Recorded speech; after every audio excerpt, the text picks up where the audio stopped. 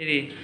Team आबोदी की ओर से व वीडियो राजीव की ओर से आप सबको आपकी सफलता के लिए हार्दिक बधाई शुभकामना देता हूं। हम लोग पढ़ रहे हैं प्राचीन काल इतिहास हिस्ट्री में एंशिएंट इंडिया प्राचीन काल में मौर्योत्तर काल आज हम लोग पढ़ेंगे। और मौर्योत्तर काल में पढ़ेंगे हम लोग शक, हिंदी यूनानी शासक, पार्थियन, कुषाण, विभिन्न शासकों के बारे में पढ़ेंगे। मौर्योत्तर काल के बारे में पढ़ेंगे, ठीक है। उसके पहले मैं बता रहा हूं, ये चाणक्य नीति है, बहुत महत्वपूर्ण किताब है। छात्र जीवन में सफलता के लिए इसकी महत्वपूर्ण आवश्यकता होगी। भटकाव बहुत ज्यादा है। पिछले क्लास में भी मैं बोला था, जीवन में भटकने का बहुत सारा रास्ता होता है। सफलता का रास्ता बहुत मुश्किल और बहुत जटिल होता है। तो सफल होना है तो आपको ऐसे ऐसे महापुरुषों की जीवनी को अध्ययन करना होगा। इनके जो विचार हैं उसको अध्ययन करना होगा। 80% इनके विचार समीचीन हैं, प्रासंगिक हैं, आपके काम के हैं, व्यवहारिक हैं, बुद्धिमत्ता भरे हैं, ओजपूर्ण हैं। तो इनको अपनाइए, जीवन में आनंद से रहिएगा। आइए, बिना एटलस के पढ़ाई तो संभव नहीं। मैं बार बार कहता हूं कि एटलस नहीं तो पढ़ाई नहीं। इतिहास पढ़ेंगे एटलस के साथ पढ़ेंगे, करंट अफेयर्स पढ़ेंगे एटलस के साथ पढ़ेंगे, पॉलिटी भी पढ़ेंगे एक हद तक, तो एटलस का भी उसमें उपयोग हो सकता है संवैधानिक विकास में, संविधान के निर्माण में, ठीक है। एटलस ज्योग्राफी पढ़ेंगे, ज्योग्राफी तो पूरा एटलस ही एटलस है। और देख रहे हैं ना किस तरह से नदी है, पर्वत, पठार, समुद्र, मैदान, झील, झरना। तो कौन सा ऐसा विषय है जो बिना एटलस का पढ़ा जाता, मैं नहीं समझ पाता हूँ। और आज के जो एग्जामिनेशन का पैटर्न है, चाहे बीपीएससी हो, यूपीएससी हो, चाहे पीसीएस हो, रट के पास नहीं कर पाइएगा। चीजों को समझना पड़ेगा। जब तक समझेंगे नहीं तब तक रट नहीं पाएंगे, ठीक ना। अब यूरोप में कौन सा देश कहाँ है, पीएमजी का कहाँ विजिट हुआ, अब अरब सागर कहाँ है, ब्लैक सी कहाँ है, नॉर्वेजियन सागर कहाँ है, तो पढ़ना तो पड़ेगा। तो मैप को अपना मित्र बनाइए, तकिया के नीचे मैप रखिए और दिन भर में 2-3 बार 10-10 मिनट मैप का स्टडी और अवलोकन कीजिए। आइए, एनसीईआरटी की कुछ महत्वपूर्ण तिथियां हैं, मैं आपको बता देता हूं, देख लीजिए अच्छे से, इसको दिखाइए। लगभग 600 से 500 ईसा पूर्व धान की रोपाई, गंगा घाटी में नगरीकरण, महाजनपद आहत सिक्के, बहुत इंपॉर्टेंट है, एनसीईआरटी का डेटा है, याद रखिए। लगभग 500 से 400 ईस्वी पूर्व मगध के शासकों की सत्ता पर पकड़, 327 से 325 ईस्वी पूर्व सिकंदर का आक्रमण, लगभग 321 ईस्वी पूर्व चंद्रगुप्त मौर्य का राज्यारोहण, लगभग 272, 268 से 231 ईसा पूर्व अशोक का शासन, 185 ईसा पूर्व मौर्य साम्राज्य का अंत, यही है जो काल 200 से 100 ईसा पूर्व पश्चिमोत्तर में शक शासन, दक्षिण भारत में चोल, चेर, पांड्य, दक्कन में सातवाहन, याद रखिए 200 से 100 ईसा पूर्व, यही पढ़ेंगे हम लोग। पश्चिमोत्तर में शक शासन, ठीक है। अब दक्षिण भारत में चोल, चेर, पांड्य और दक्कन में सातवाहन। लगभग 100 से 200 ईस्वी तक पश्चिमोत्तर के शक मध्य एशिया के लोग हैं। जो शक हैं कहाँ के हैं, मध्य एशिया के लोग हैं, शासक हैं। रोमन व्यापार होगा, सोने के सिक्के चलेंगे, ठीक ना। देख लीजिए, यही व्यापार का स्वर्ण काल है। पहले इसको अंधकार युग कहा जाता था, लेकिन अब इसे स्वर्ण काल की संज्ञा दी जाती है।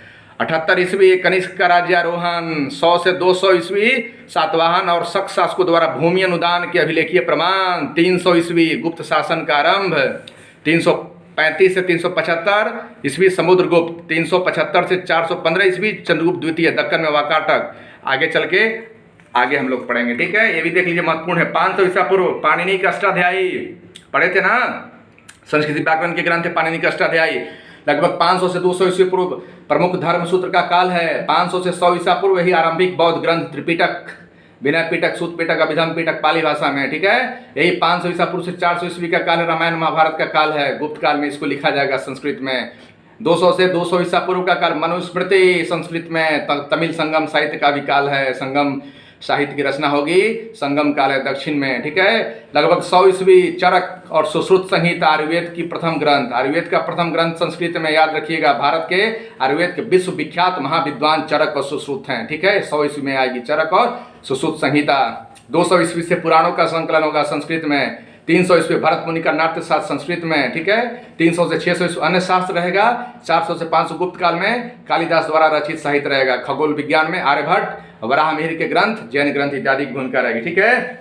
अब कुछ ये देख लीजिए, यही है ना मौर्योत्तर काल का व्यापार रूट, यही है मीरान, खोतान, कासगर, बैक्टीरिया, यही सीपेक योजना है। अभी इंडिया चाइना में जो कॉन्फ्लिक्ट हो रहा है मध्य एशिया के लिए, यही सीपेक योजना है, ठीक ना। यही से रेशम का मार्ग, चाइना प्राचीन अपना रेशम का मार्ग चाहता है, और यही काराकोरम लेह लद्दाख वाला जो एरिया है, काराकोरम हाईवे से ले जाना चाहता है। और भारत का यही विरोध है, चूंकि भारत की एकता एवं अखंडता को यहाँ से खतरा है। आगे चल के पाकिस्तान और चाइना का गठबंधन होगा और भारत को कभी भी रणनीतिक रूप से ये लोग मात देने के लिए सीपेक योजना, काराकोरम हाईवे एवं अन्य यहाँ पर ग्वादर एवं चाबहार के माध्यम से हम लोग भी मैनेज कर रहे हैं। इन लोग का जो पोर्ट है यहाँ पर, पाकिस्तान ने चाइना को दिया है, बाकी हम लोग IR में उसको डिटेल्स पढ़ेंगे, ठीक है। और यही उस समय प्राचीन व्यापारिक मार्ग है, यही मैप है, आप अच्छे से देखिए, स्टडी कीजिए, है ना। देखिए ये ट्रेड रूट है, मथुरा होते यहाँ देखिए बैक्टीरिया, काबुल, तक्षशिला, साकल, मथुरा, कौशाम्बी, पाटलिपुत्र होते हुए इधर ताम्रलिप्ति, यहाँ से होते मसूलीपट्टनम, यारिका, मेडू, कावेरी पट्टनम, यहीं से बहुत रोमन सिक्के मिले हैं, ठीक है। संगम वंश का काल है, चोट चेलपांड, ठीक है। मुजरिस, यहाँ से फिर ये प्रतिष्ठान पैठन जो राजधानी है किसकी राजधानी है, ये सातवाहनों की राजधानी प्रतिष्ठान पैसन औरंगाबाद जिला है। सोपारा, भड़ौच, देखिए गुजरात का भड़ौच बंदरगाह है। उज्जैन, मथुरा होते हुए फिर साकल, ये रूट है। इधर से बरबरिकम है, ठीक है। गोरी, ये देखिए पूरा व्यापारिक रूट है ना। लाल सागर है, कैस्पियन सागर, पूरा ये मैप है, दक्षिण चीन सागर, समझ गए हैं। सुमात्रा यहाँ तक ट्रेड रूट है, यहाँ तक चला जाता है सुमात्रा और जावा। ऐसा कहा जाता था कि दक्षिण जो एशिया के देश हैं लंबे समय से भारत के शासन के प्रभाव में रहे हैं। चोल काल में समय के बारे में तो पढ़ा ही होगा आपने, ठीक है। 200 ईस्वी पूर्व से 300 ईस्वी यही काल है, देख रहे हैं ना।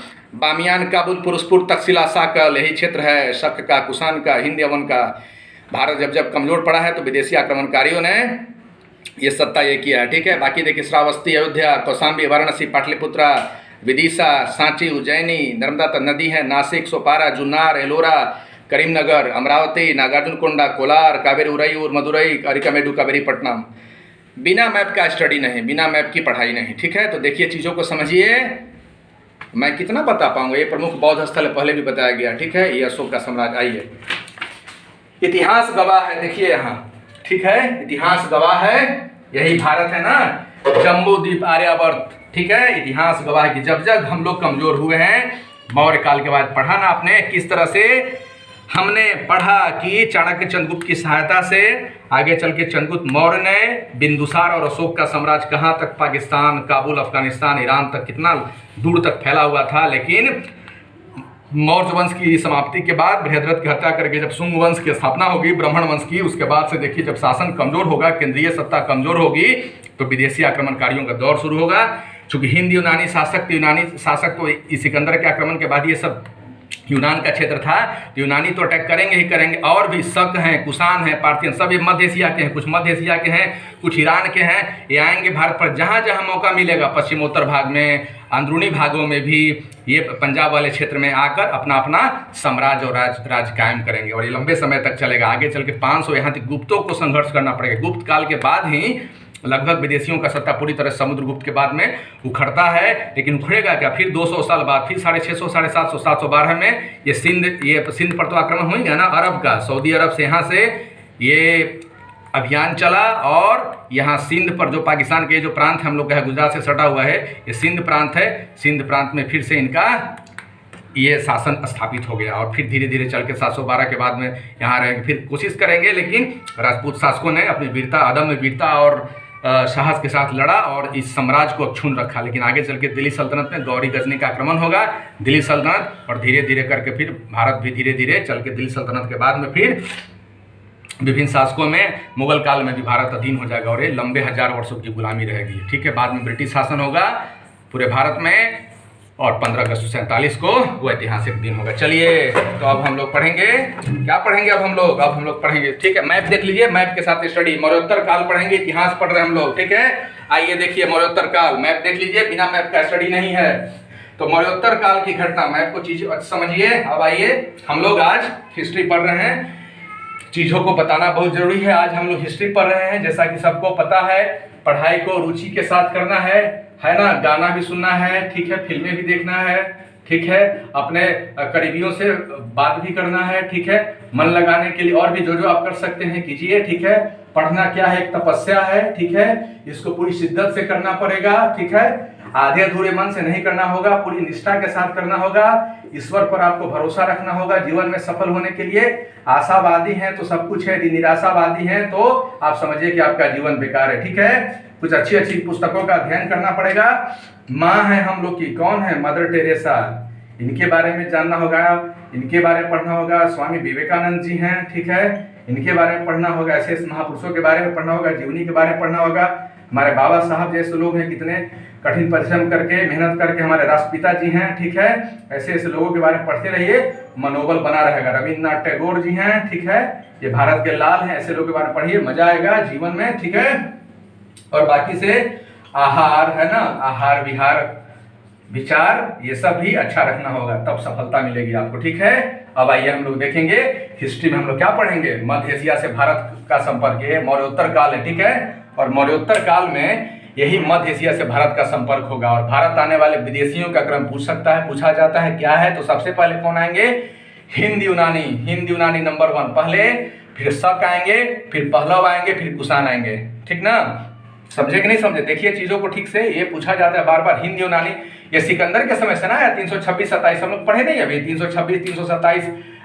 327 बीसी में सिकंदर का जो आक्रमण हुआ था। और हिंद यूनानी जो शासक हैं इसी समय से ये इस क्षेत्र में स्थापित हो जाएंगे। और आगे चल के जब मौर्य शासन कमजोर पड़ेगी तो आगे चल के हिंद यूनानी शासक अटैक करेंगे, ठीक है। प्रथम बार हिंद यूनानी शासक अटैक करेंगे, ठीक है। हिंद इसलिए यूनानी चूंकि यूनानी के थे, और हिंद चूंकि हिंदुस्तान में शासन करे तो इसलिए हिंद यूनानी शासक के रहेंगे पहले।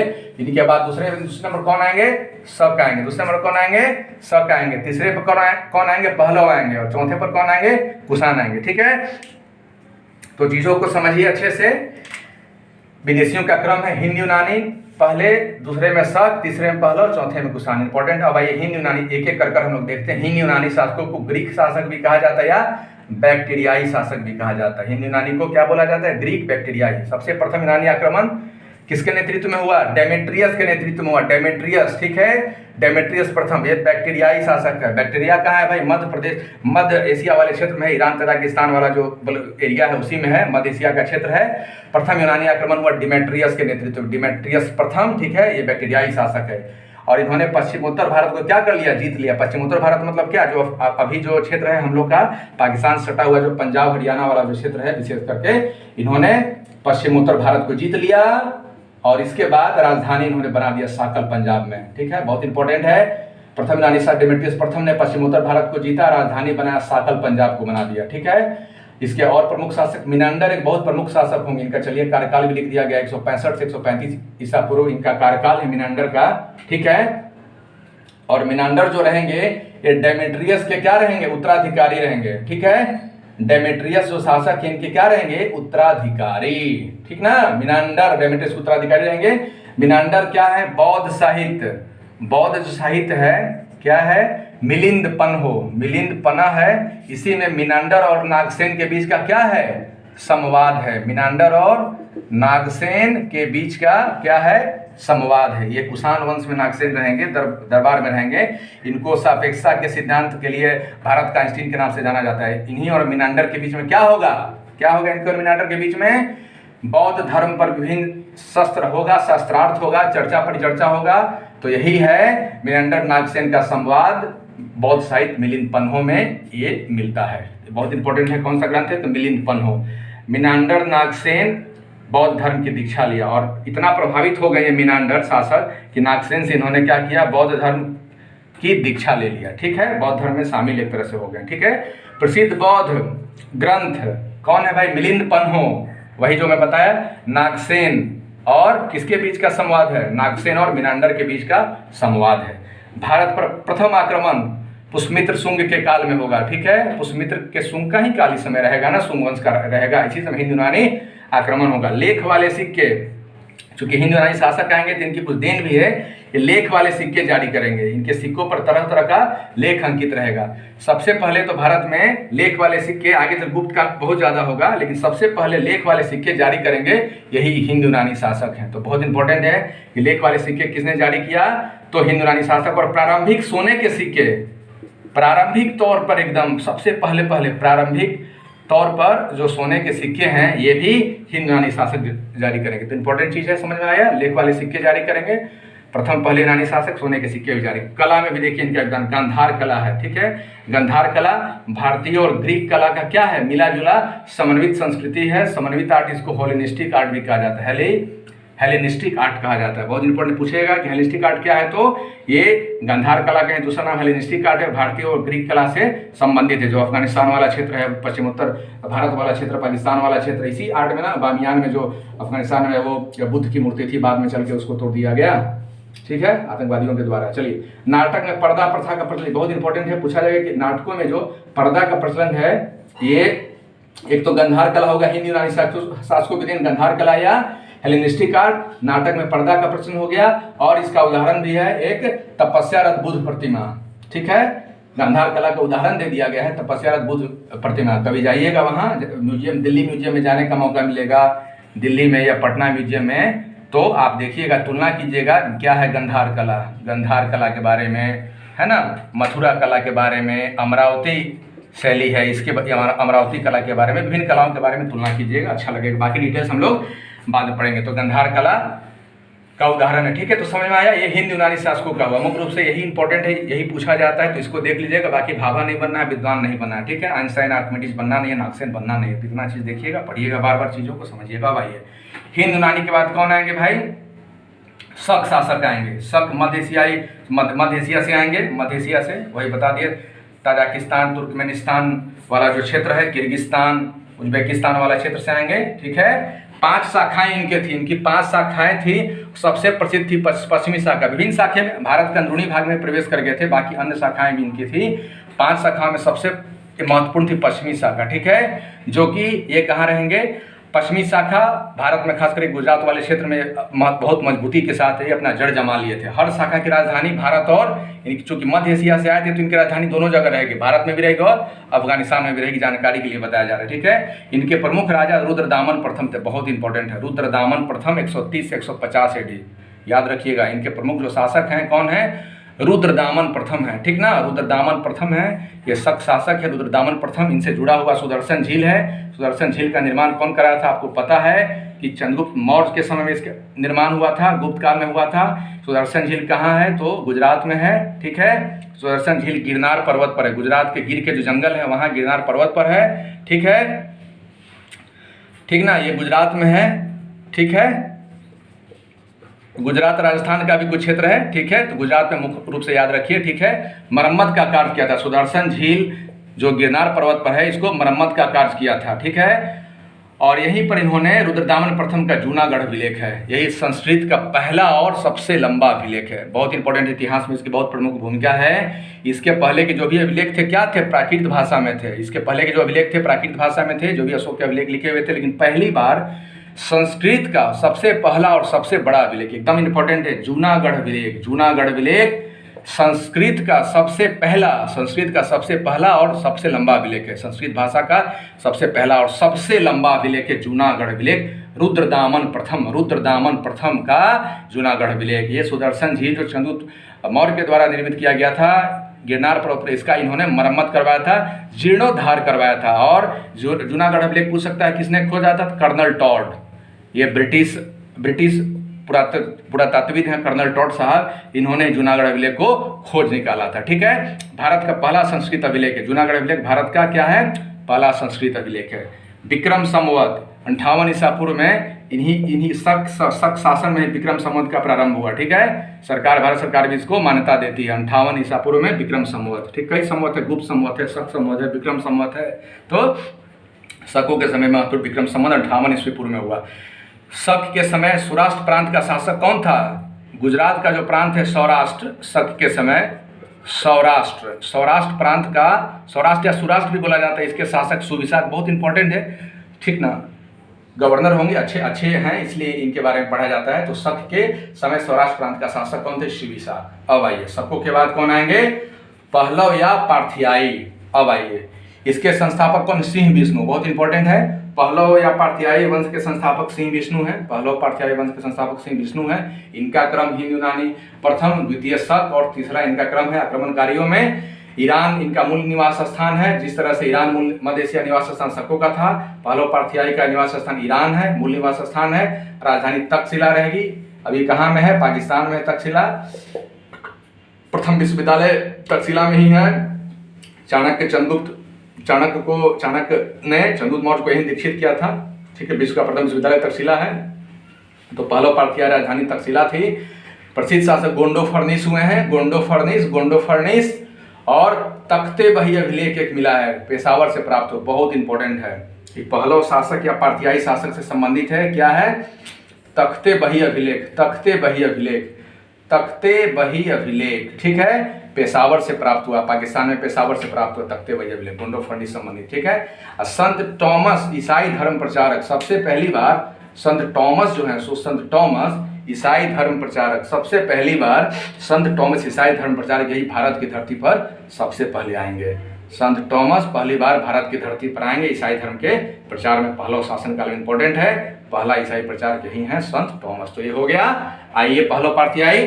अब हम लोग चलेंगे, देखेंगे इसके बाद जो चौथा प्रमुख आक्रमणकारी है कुषाणों के बारे में पढ़ेंगे।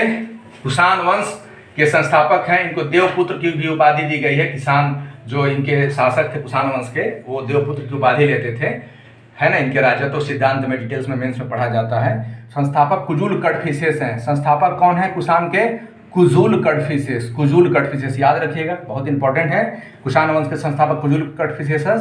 और अंतिम शासक वसुदेव है। अंतिम शासक कौन है? वसुदेव। सबसे प्रमुख शासक कनिष्क। सबसे प्रमुख शासक कौन है? कुषाण वंश के कनिष्क है, इनकी मृत्यु 102 ईस्वी में हो जाएगी, ठीक है।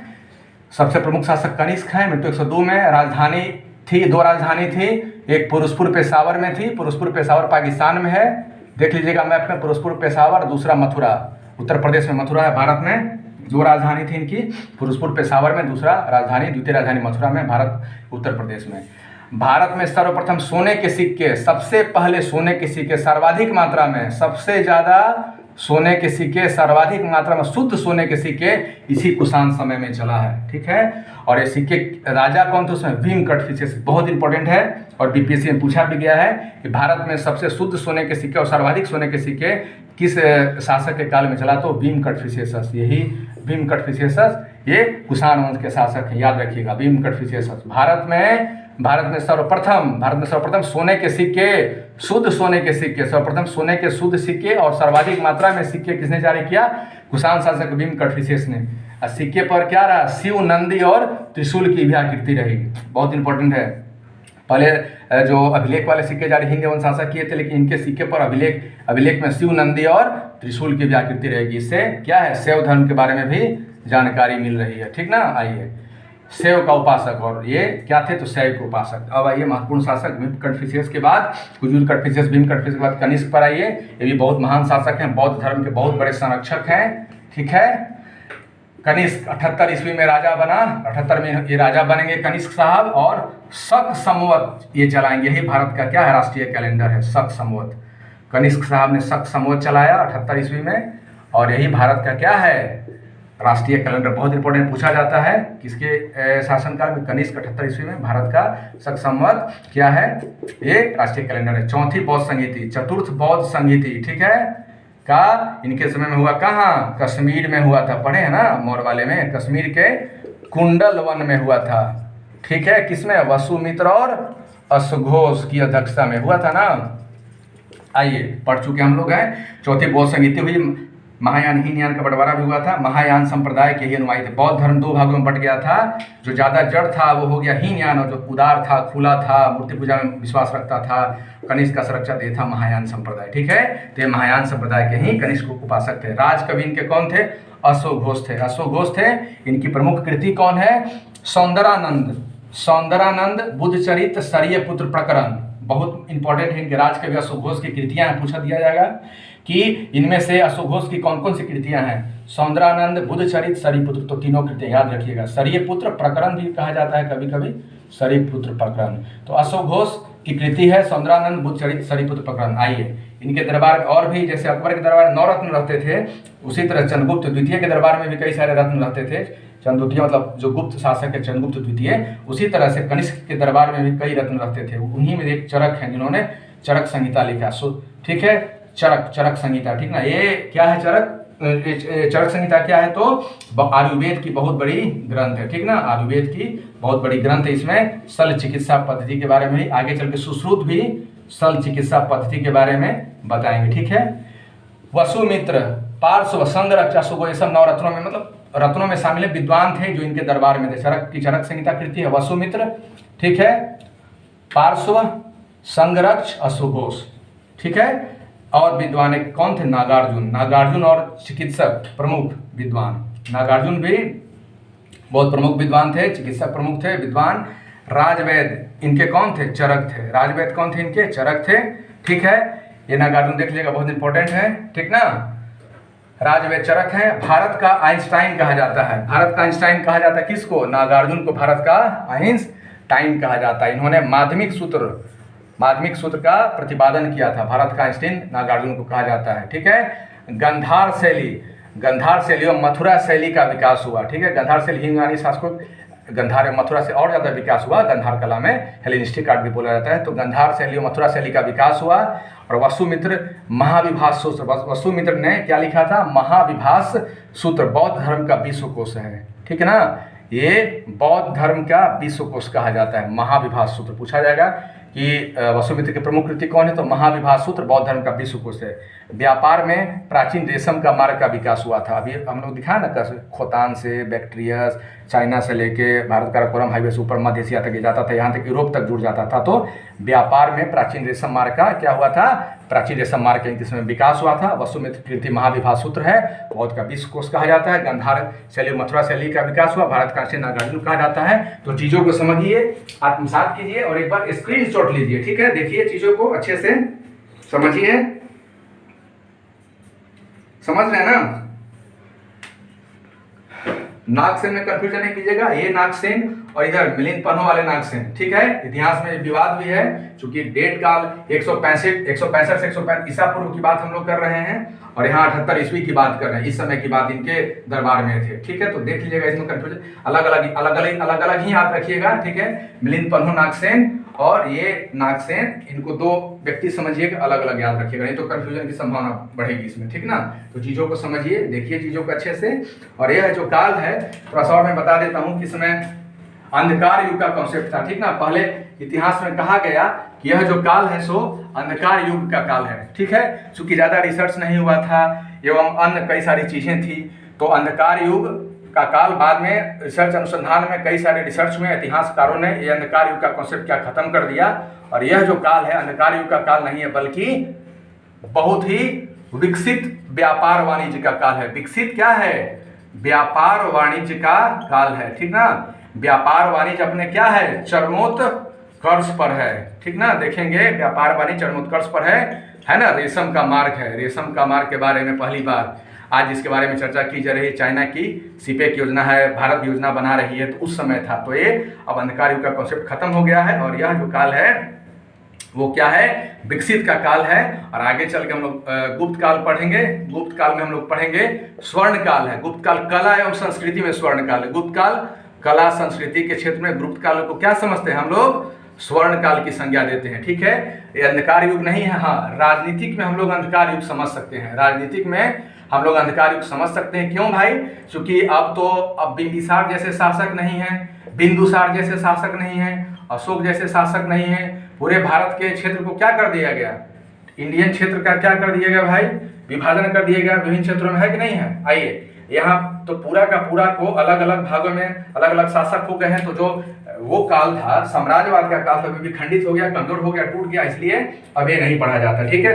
अब आइए चीजों को देखिए, समझिए, एक बार इसका अवलोकन कीजिए, ठीक है।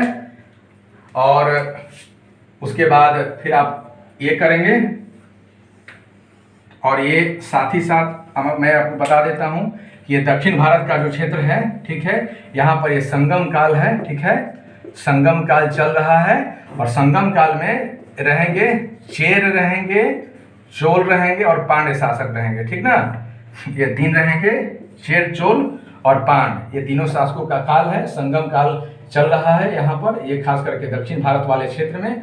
और इधर वाले क्षेत्र में उत्तर भारतीय क्षेत्र है, वहाँ पर अभी जब हमने पढ़ा है ये मौर्योत्तर काल के बाद में ये सब जो हैं हिंद यूनानी हैं, शक हैं, ठीक है, कुषाण हैं, इनका ये काल चल रहा है उत्तर भारत में विशेष करके, ठीक है। ये जो क्षेत्र है खास करके जो विंध्याचल वाला रेंज है, ये सतपुड़ा वाला जो रेंज है, ठीक ना, विंध्याचल सतपुड़ा से ऊपर और सतपुड़ा से नीचे, ठीक है, सतपुड़ा महादेव मैकाल से नीचे ये संगम काल का है, चोट चिलपांड का। आगे चलकर हम लोग जब साउथ इंडिया की हिस्ट्री पढ़ेंगे तो इसको पढ़ेंगे। तो ये प्रमुख चीज़ें थी। बाकी पढ़िए आप, है ना, चीज़ों को समझिए। बार बार मैं कहता हूँ कि बार बार रिवीजन कीजिए चीज़ों को, ठीक है। एनसीईआरटी की किताबें पढ़िए, जो बेसिक बुक है। लूसेंट की किताब बहुत अच्छी है, ठीक है। इससे बहुत सारे चीज़ कवर हो जाएंगे, ज़्यादा के चक्कर में नहीं पढ़िए। और क्वेश्चन बैंक तो आपको बनाना ही बनाना है। बीपीएससी का क्वेश्चन बैंक 20 साल का बना लीजिए तो ऐसे ही उसमें से 20-25 क्वेश्चन आ जाएंगे। इसके अलावा भी यूपीएससी का भी क्वेश्चन बैंक ट्राई करना है, एवं अनपीसीएस का भी क्वेश्चन बैंक ट्राई करना है। साथ साथ ग्रुप स्टडी करना है।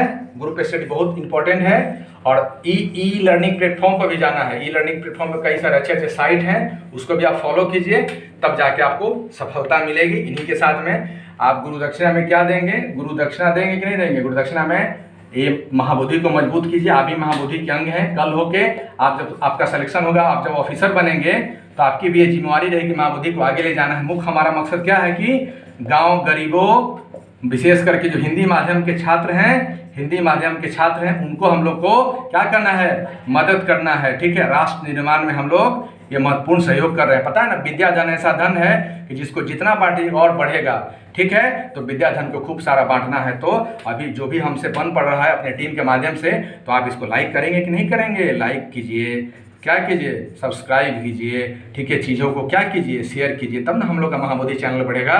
और आपकी भी जिम्मेवारी है, मैं अकेले कितना करूँगा, जहाँ तक बन पा रहा है मैं कर रहा हूँ। जो मुझे ज्ञान है, कम संसाधन में सीमित संतोष, मुझे बहुत कम जानकारी है, ठीक है। तो अपने कम से कम जानकारी में मैं बताने का प्रयास कर रहा हूँ। बाकी हमारे टीम में और भी आप आइए, जुड़िए, अधिकारी बनिए, और आप एक से ज़्यादा ज्ञान वाले रहेंगे। और चीज़ों को हम लोग एक टॉपिक पर 2 बार वीडियो बनाएंगे, 3 बार बनाएंगे, 4 बार बनाएंगे, 5 बार बनाएंगे, 10 बार बनाएंगे, 10 बार बनाएंगे।